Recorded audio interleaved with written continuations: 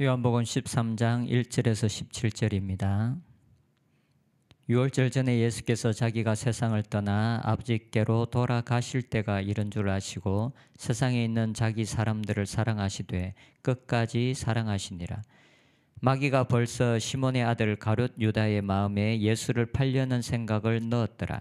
저녁 먹는 중 예수는 아버지께서 모든 것을 자기 손에 맡기신 것과 또 자기가 하나님께로부터 오셨다가 하나님께로 돌아가실 것을 아시고 저녁 잡수시던 자리에서 일어나 겉옷을 벗고 수건을 가져다가 허리에 두르시고 이에 대야를 물에 떠서 제자들의 발을 씻으시고 그 두르신 수건으로 닦기를 시작하여 시몬 베드로에게 이르시되 베드로가 이르되 주여 주께서 내 발을 씻으시나이까?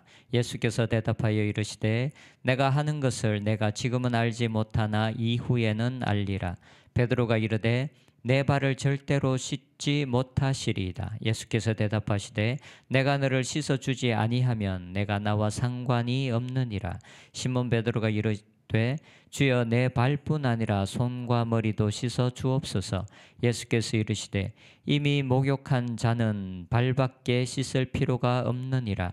온몸이 깨끗하니라. 너희가 깨끗하나 다는 아니니라 하시니 이는 자기를 팔 자가 누구인지 아심이라. 그러므로 다는 깨끗하지 아니하다 하시니라. 그들의 발을 씻으신 후에 옷을 입으시고 다시 앉아 그들에게 이르시되 내가 너희에게 행한 것을 너희가 아느냐? 너희가 나를 선생이라 또는 주라 하니 너희 말이 옳도다. 내가 그러하다. 내가 주와 또는 선생이 되어 너희 발을 씻었으니 너희도 서로 발을 씻어주는 것이 옳으니라. 내가 너희에게 행한 것 같이 너희도 행하게 하려 하여 본을 보였노라. 내가 진실로 진실로 너희에게 이르노니 종이 주인보다 크지 못하고 보냄을 받은 자가 보낸 자보다 크지 못하나니 너희가 이것을 알고 행하면 복이 있으리라. 아멘. 요한복음은 크게 두 부분으로 나눌 수 있습니다. 요한복음 1장에서 어제까지 묵상한 요한복음 12장을 한 부분으로 볼 수 있습니다. 사도 요한은 첫 번째 부분에서 예수님께서 이 땅에서 행하신 7가지 표적과 그리고 그에 따른 가르침을 기록하고 있습니다. 그리고 이런 표적들은 예수님께서 하나님의 아들이심을 나타내는 표적이다라고 증거합니다. 1장에서 12장까지는 예수님께서 이 땅에 오심과 그리고 이 땅에서 행하신 사역에 초점을 맞추고 있습니다. 반면에 오늘 본문에서 시작하는 13장부터는 이제 예수님께서 자신을 보내신 하나님께로 돌아가실 것이 가까워 왔다라는 것을 알고 하나님께서 다시 돌아가는 것에 초점을 맞추어서 말씀하고 계시고 그리고 이루어지는 사건들을 기록하고 있습니다. 예수님께서 아버지께로 다시 돌아갈 때가 된 것을 아시고 자기의 사람들을 끝까지 사랑하셨다라고 기록합니다. 1절에 보면 유월절 전에 예수께서 자기가 세상을 떠나 아버지께로 돌아가실 때가 이른 줄 아시고 세상에 있는 자기 사람들을 사랑하시되 끝까지 사랑하시니라. 그리고 제자들을 사랑하는 표현이 바로 오늘 본문에 나오는 제자들의 발을 씻어주는 것으로 나타나고 있습니다. 예수님 당시 유대인들은 자기 동족인 유대인을 종으로 부리고 있더라도 그 유대인 종에게는 주인의 발을 씻기는 일을 시키지 않았습니다. 왜냐하면 그들이 종이라 하더라도 유대인은 하나님께서 선택된 하나님의 백성이기 때문에 발을 씻기는 하찮은 일을 시킬 수 없다라고 생각했습니다.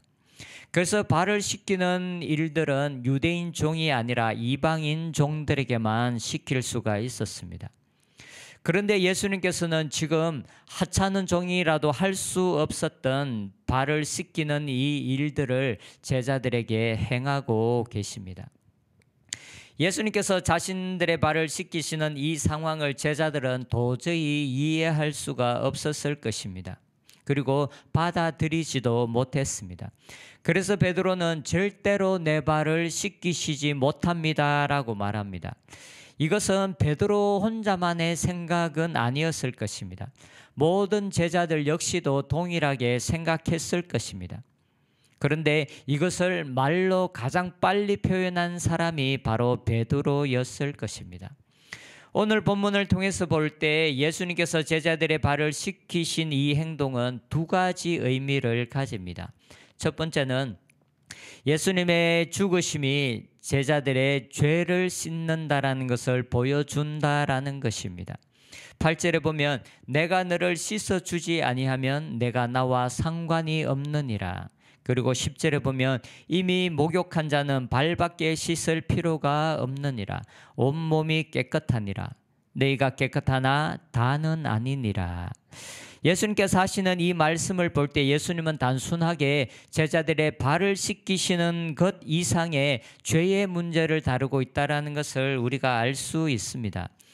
예수님은 자신이 이제 앞으로 당할 그 죽음이 단순하게 자신의 죽음의 의미를 뛰어넘어 제자들의 죄를 씻기기 위한 것이라는, 죄의 용서를 위한 것이라는 것을 지금 이 세족식을 통해서 표현하고 있습니다.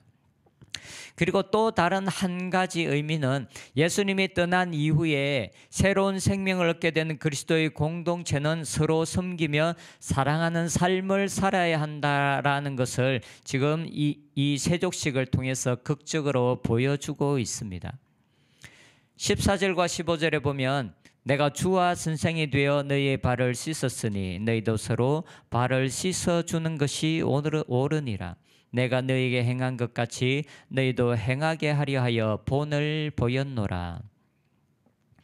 예수님께서 제자들의 발을 씻기신 이유는 본을 보이기 위해서였습니다.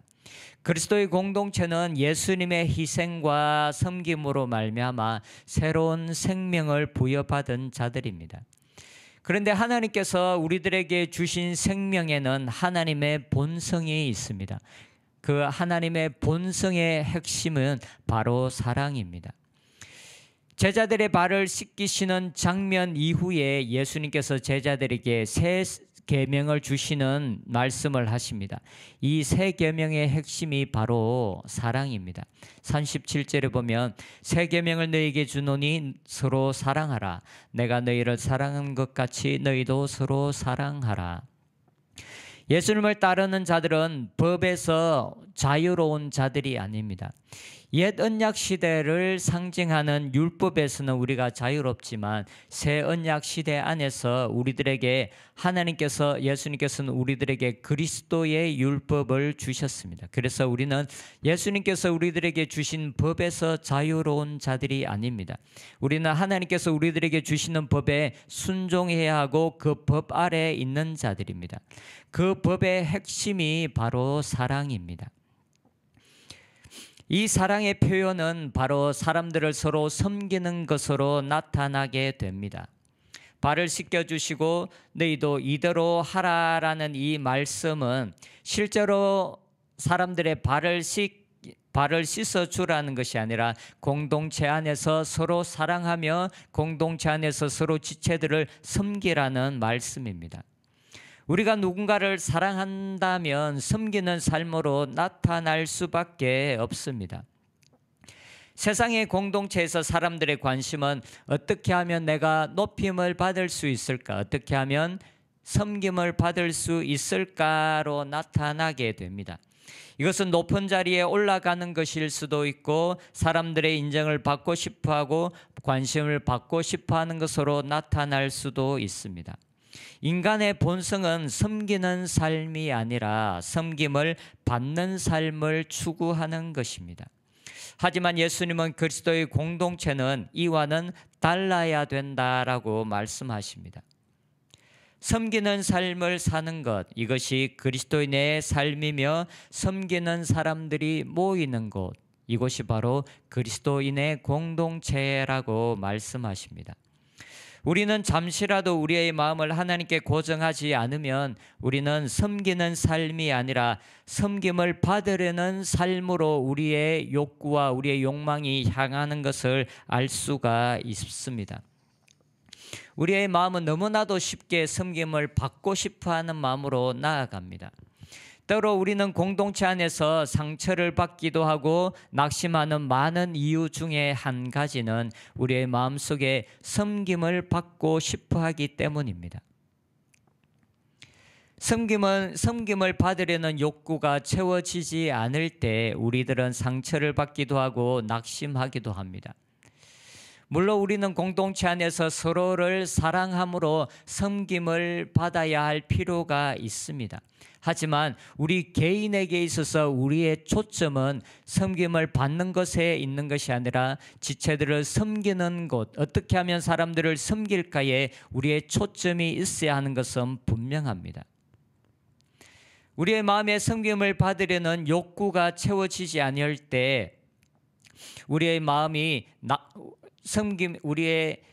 그 마음이 채워지지 않음으로 인해서 지금 우리들의 마음이 낙심되어 있고 그리고 어떤 불평 가운데 불평하는 마음을 가지고 있지는 않은지 우리 자신들을 살펴보았으면 좋겠습니다.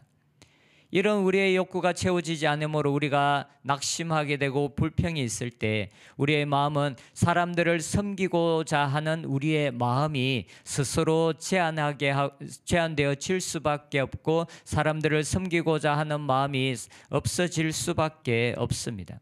그래서 우리의 마음이 섬기는 마음이 채워지지 않음으로 인해서 우리의 마음에 있는 낙심이나 어떤 불평들이 있다면 그 마음을 우리는 하나님 앞에서 돌이켜야 합니다. 그래야 우리는 우리의 마음이 사람들을 섬기는 그 마음으로 나아갈 수가 있습니다. 우리는 섬김을 받기 위해서 부르심을 받은 것이 아니라 사람들을 섬기기 위해서 부르심을 받았다라는 것을 분명하게 알아야 합니다.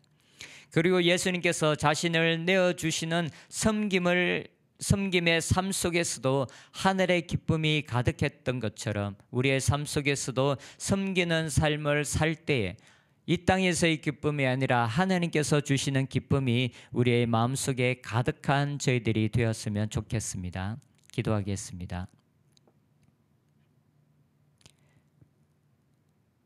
예수님께서 세상을 떠나갈 때가 아시고 제자들을 사랑하시며 그리고 그들을 너무나 사랑하심으로 제자들의 발을 씻기시는 모범을 보여주신 것을 보았습니다. 하나님, 우리도 우리가 속한 공동체 안에서 섬기는 자들이 되게 하여 주시옵소서. 그래서 우리가 서로를 섬기며 살아갈 때에 하늘에서 주시는 기쁨이 우리의 마음속에 가득하게 하여 주시옵소서. 그리고 우리 안에 공동체의 모든 사람들이 서로 섬기는 삶을 살아가므로 또한 이 공동체 안에서 서로 섬기고 또한 섬김을 받음으로 우리 안에 더 큰 기쁨이 가득한 공동체가 되게 하여 주시고 사랑이 우리 안에서 충만한 공동체를 이루어갈 수 있도록 축복하여 주시옵소서. 예수님의 이름으로 기도합니다. 아멘.